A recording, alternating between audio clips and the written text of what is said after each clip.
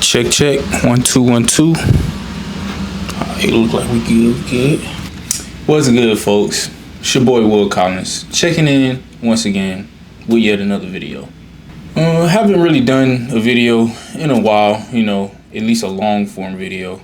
I like throwing my shorts on my, YouTube and everything. So that's basically what I've been doing, but I got to get back into long form, So right now I'm going to just do something that just came on my mind, felt like I needed to share with the people. So let's go.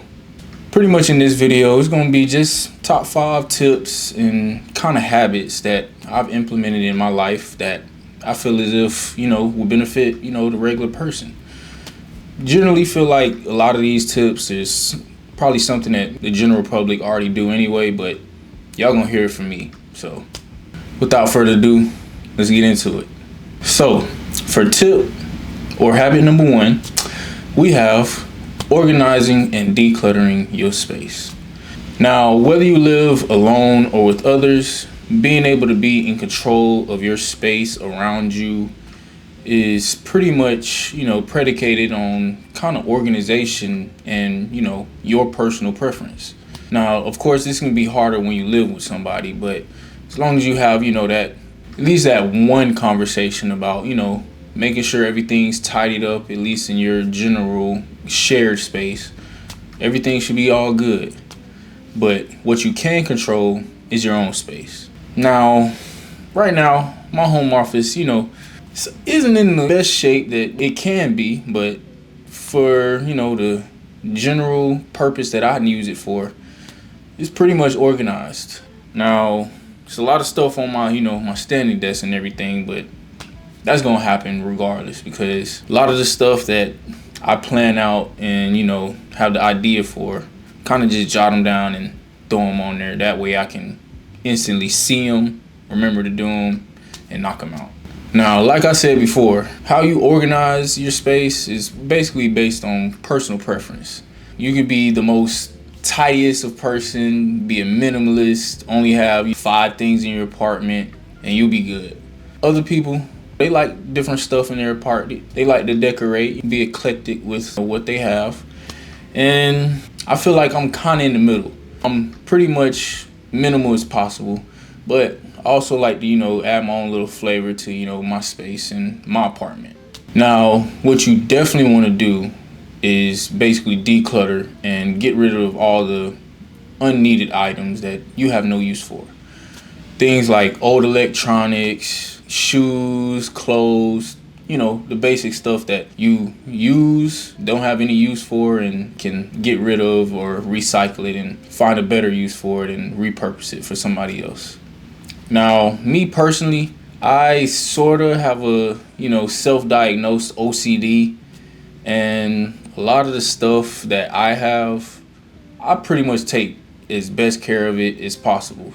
Now, I probably hold on to a lot of stuff that I should probably get rid of years ago, but, a lot of stuff that I take care of, I can use for years on end. So it's basically overhaul whenever I do need to get rid of stuff. So, but like I said, man, first thing you want to do is organize and declutter your space.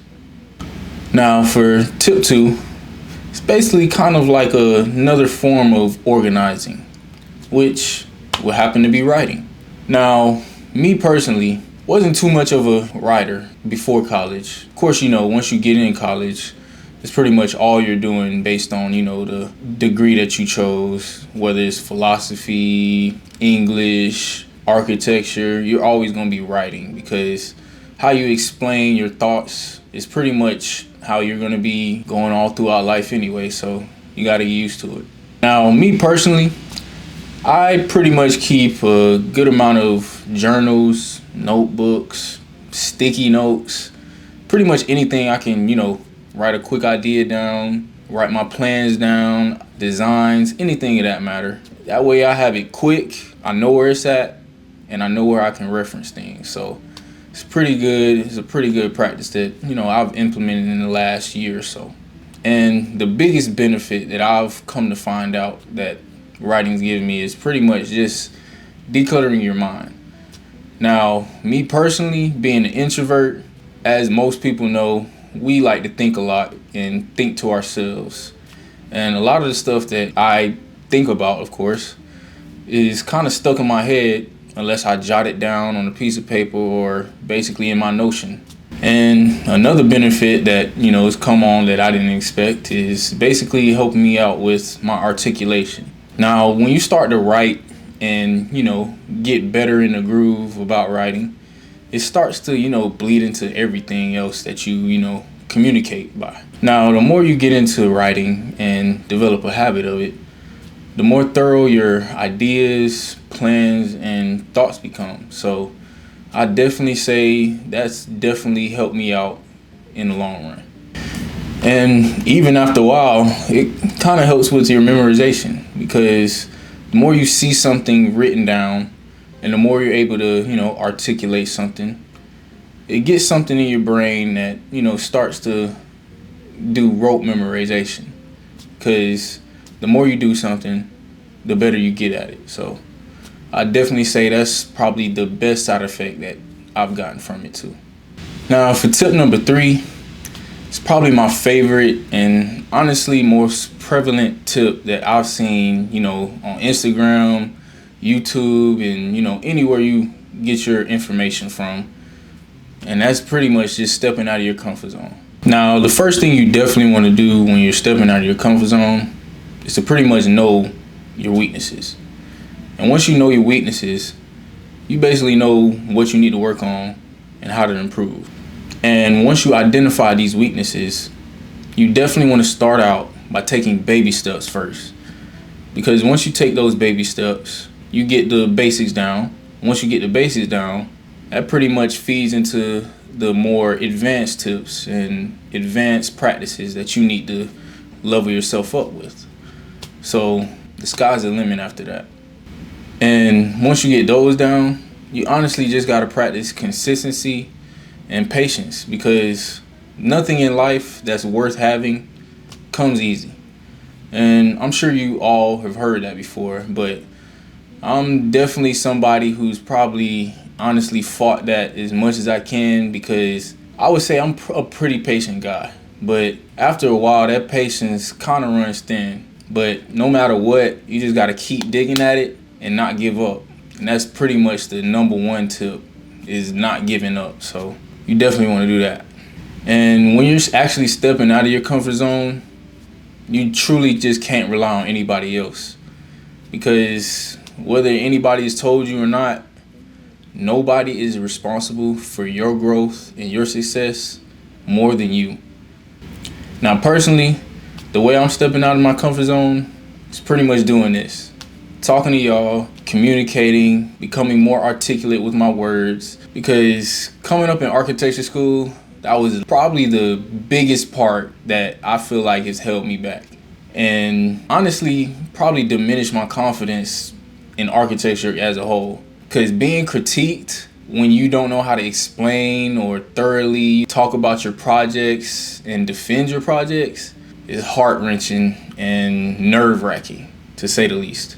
Now, I was able to pass, of course, and get a job, but that was definitely still a weak link in honestly everything else that I did. I was still not able to fully be confident in the words that I say whenever I'm talking to people about things in architecture or just things in general. So being able to explain myself and better articulate, like I said, is definitely something that I'm definitely stepping out of my comfort zone for. And like I said, definitely still working on it. So if you see so many slip ups and cuts and everything, that's because I'm still getting the hang of this. So bear with me. Now, for tip number 4, it's pretty much something that definitely everybody should do, because for one, time management is probably one of the best and key things that successful people do. And that's pretty much planning out your days and weeks. Now, I know pretty much planning out your days and weeks as well as time management, they're basically the same thing. But I want you to start off by actually planning out your days because being able to do that one simple task will definitely play a part in your time management as a whole. Because whenever I think of time management, it's something that you don't pretty much have to do physically.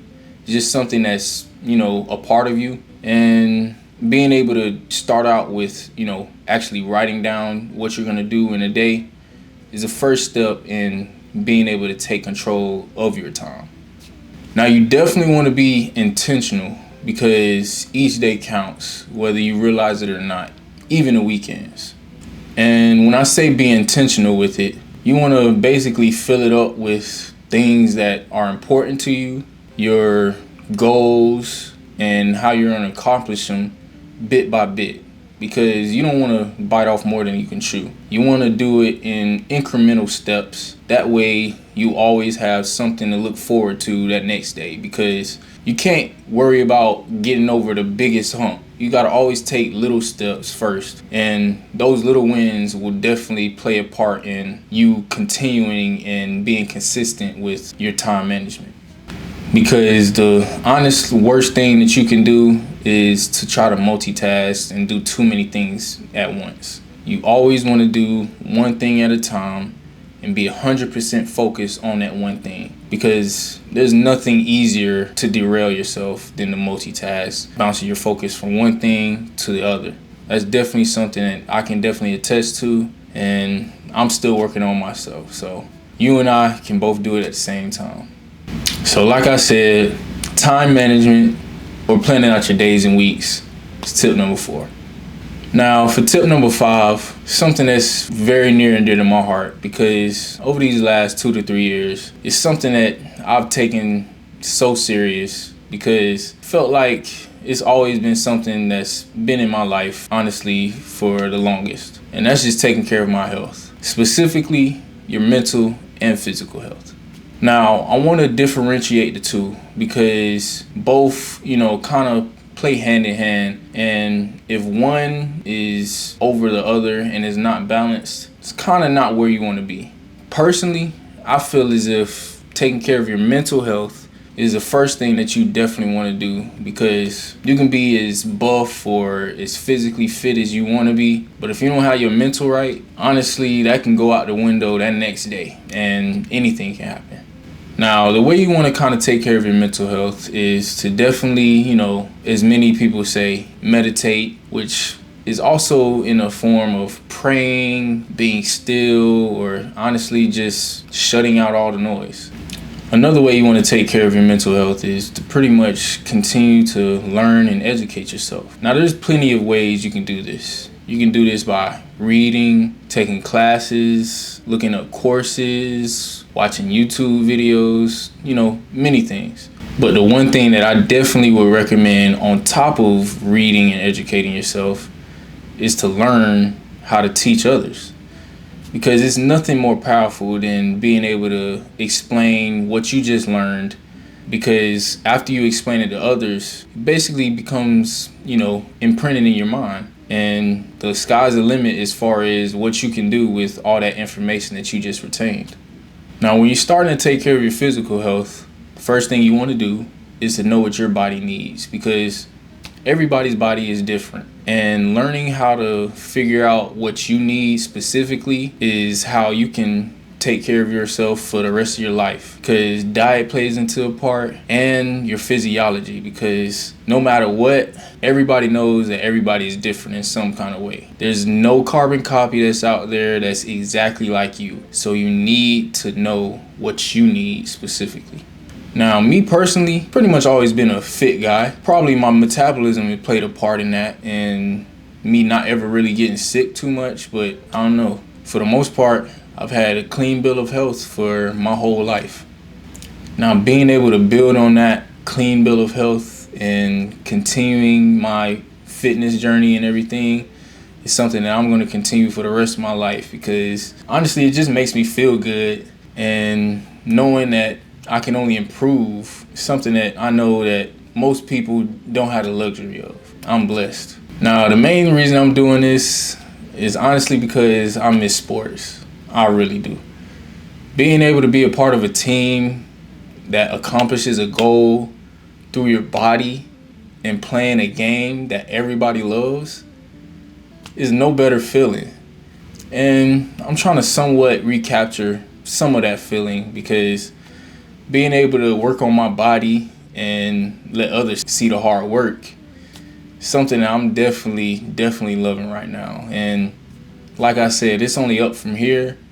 I can only improve, and shoot, I can only imagine what I can get to. And also, seeing the fruits of my labor as far as my goal weight, because for the longest I was at like 150, 160, and seeing myself climb up to my goal weight of like 180, I know that I can probably top that if I want to. But being able to see that I've basically accomplished my goal, because I'm at 175 right now, being able to see that is no better feeling, because putting in that work and that time paid off. And y'all can do it too, man. Y'all just gotta want it. But yeah, man, that's pretty much the end of the video. Hopefully you learned something. Hopefully you feel the need to, like, comment, subscribe, anything that you feel the need to, support me with. Everything is welcome and definitely appreciate it. But that'll be the end of the video. Until next time, peace.